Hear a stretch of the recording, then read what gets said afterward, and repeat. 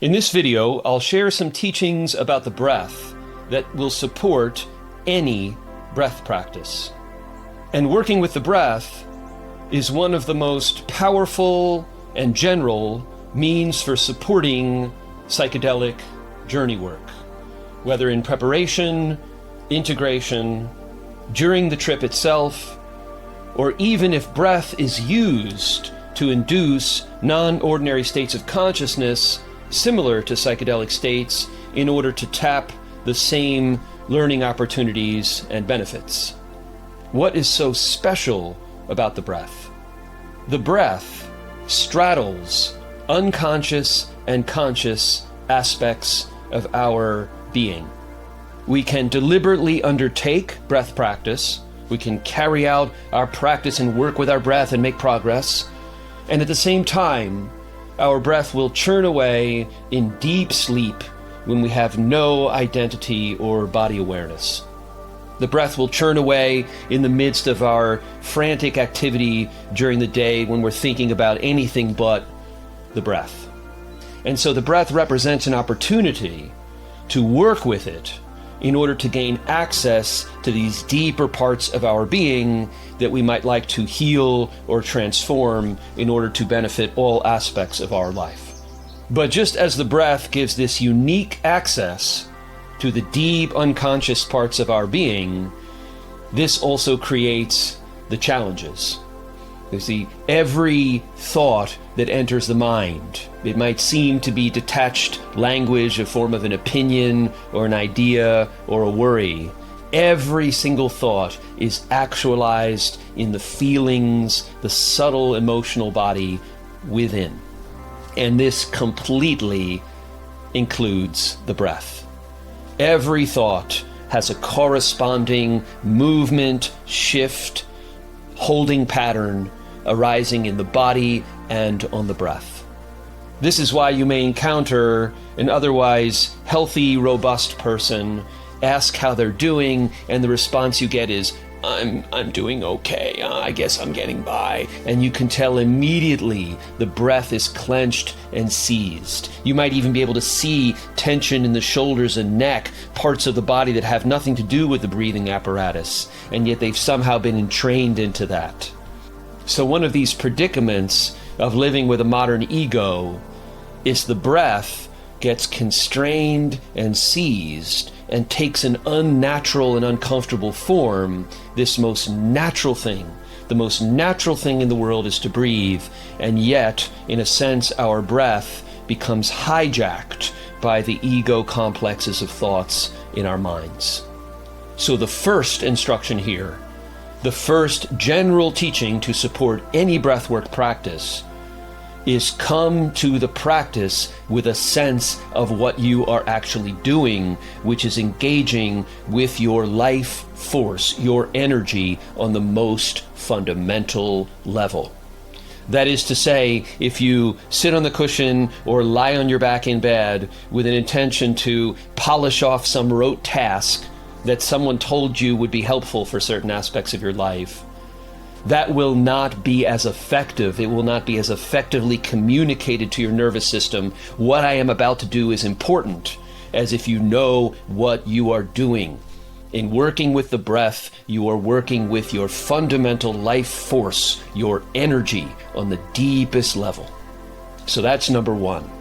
Going into it with a sense of determined intention and really knowing that what you are about to do is quite vast. Even if your personal space feels small and crimped, what you're about to do when you work with the breath is truly vast. And now the mechanics. Let's talk about the inhale and exhale. It seems silly to talk about this since you do it throughout your whole life. It happens during deep sleep. And yet, as I mentioned, the breath becomes constrained, affected, corrupted even by the thought habits we have. And that's what most of us are trying to work with when we engage with psychedelic healing. So the mechanics of the breath. The inhalations happen from the belly. So you can place your hands, I wouldn't put them right in front, but even spread them to the side a little bit, because you want to imagine the belly swelling in all directions like a balloon. If you have the opportunity to watch a very young baby breathe, this is how you want to breathe. Effortlessly, with a very loose belly. The inhale happens from the belly. The belly swells like a balloon. You bring awareness to the shoulders, neck, and throat. There should be no tension in those regions. The rib cage, eventually, when you breathe very, very deeply, will get pulled along and opened, but that's not primary. Primary is the belly swelling like a balloon all the way to the top, and then the exhalation, the emphasis is just completely letting go. And that's probably the most important thing of all of this, is the exhalation is just completely letting go. The structural integrity of the body's maintained. You're not collapsing, but you're completely releasing that breath and letting it flow as far out as it will possibly go. So again, inhalation, deep from the belly, belly swells like a balloon. Exhalation, drop the jaw, and just let it spill all the way out. Let's practice a few of those together. So you can put your hands on your belly, let the breath go all the way out. And here we go, inhaling from the belly. Exhale, spilling it out. Inhale from the belly. Exhale, just letting go. One more. Deep from the belly, deep as you can. Exhale. And let the breath spill all the way out. So that's the basic mechanics. Inhalation is the belly swelling like a balloon, very robust all the way to the top. No tension in the shoulders or the neck. And the exhalation just spills out. You don't collapse the body, but you completely relax the breath and let it go all the way out. You can do it with a sigh. You can drop the jaw. Sometimes that can be helpful. So the next thing is to notice the energetic movement of this breath. So we're going to practice again with this inhalations from the belly, exhalations just spilling out. But with the inhale, we're going to feel that energy moving into the body and up the spine. And then as we exhale, we're going to feel this sense of balancing of the energy. This is the result of completely letting go of the ego's to-do list and worries and guilt and shame complexes, and just really just surrendering everything. And there's a balancing to it. So the inhale brings the energy in, and the exhale lets go but allows the energy to naturally balance.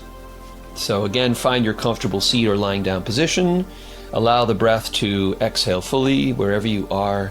And now inhaling from the belly deeply, feeling the energy surge into your body, and then as you exhale, feel it balancing. And even as you float to the bottom, feel that sense of energetic balance. Inhale from the belly, energy infuses the body. Exhale, let it go, feel that sense of energy balancing. One more, deep as you can from the belly. Exhale, and let the breath go, let it go. See if you can sail it out just a little more. And now return the breath to normal, but keep the eyes closed and just notice this sense of a balancing of the energy. Sometimes relaxation gives the idea that we're sort of lowering our energy. In the case of this breath work, it may feel very relaxing, but what is happening with the energy is a balancing, and that's why we're entering into psychedelic work with this more balanced energy to achieve whatever the goals are. So last here, let's practice with more sort of energetic aspects of the inhalation and the exhalation. So with the inhalation now, it's going to be the same mechanics, deep from the belly all the way to the top, and I'm going to notice a sense of determination, of presence, confidence as the breath comes in. So going to be that feeling in my sense of my body in space, of the muscular engagement, of this very deep inhalation. And then as I exhale, I'm going to really just surrender. The aspect is complete letting go, trust, surrender as the breath goes all the way out. And I note here, this will be the next thing, that each time I'm going to see if I can let go and let the breath go out a little bit further. You'll see that the key to a lot of this is being able to exhale fully without pushing, simply with letting go.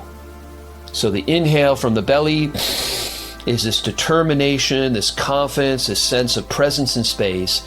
And the exhale, again, without collapsing the body, maintaining the sense of upright confidence, the exhale is just completely letting go. It's a sense of trust, it's a sense of surrender, it's a sense really of just letting go. So let's practice 3 of those. Wherever you are, sitting up, lying down is fine too. Allow the breath to dissipate all the way to the bottom. See if you can really land at the bottom. And here we go. Deep inhale from the belly with that sense, presence, confidence, determination, and then drop the jaw, sigh it out, and just completely let go. Inhale from the belly, determination and confidence. Exhale, just letting it go, letting it go. One more. Deep from the belly, sense of presence, determination, confidence. Here we go. And exhale, surrendering, trusting, letting go, letting go. Trying to let a little bit more air go and really let it go all the way out. An invitation to keep the eyes closed or partway closed and just feel how that feels, to practice with those aspects. So we practice with the simple mechanics of the inhale and exhale. Inhale, swelling the belly, no tightness or engagement of the shoulders or the jaw and anything like that. Exhale, you can drop the jaw and sigh it out, but the key thing is just to let go. And then we also explored the energy in, the sense of surging energy, the sense of balancing energy, surge with the inhale, balance with the exhale. And then the more sort of personal, egoic, in a good way, aspects of confidence, determination, presence in your physical body as you inhale, and then as you exhale, a sense of surrendering, a sense of trust, of completely letting go and letting the breath sail all the way out. And the final point here, again, all of these things will support any breath practice. The final point about the practice is to bring special awareness to the bottom of the exhalation. And this has to happen without force. The breath is never pushed out by contracting the stomach. You're simply seeing how much can I let go? There'll always be a little bit of air left. Let go, a little bit more, let go. Keep surrendering, surrendering, surrendering, and just see if you can feel and become intimate with yourself at the very bottom of your breath. And for almost all the breath practices, this special attention, this attention to how you feel in the body, this attention to surrendering, letting go just a little more each time, will benefit all of these practices, which in turn are so beneficial for your psychedelic healing work. And lastly, final point here that will benefit any breathwork practice, psychedelic breathwork practice, or any endeavor in life, period, is the idea of cultivating joyful effort. That phrase comes from my teacher, Tenzin Wangyal, and it has perfect symmetry with the intention going into the breath practice. So when you go in, you take your seat or you lie down thinking, I am going to practice with the breath. May I practice with my life force. This is not checking off an item on the to-do list. This is something vast and profound that will support every aspect of your life. So you go in with that sense.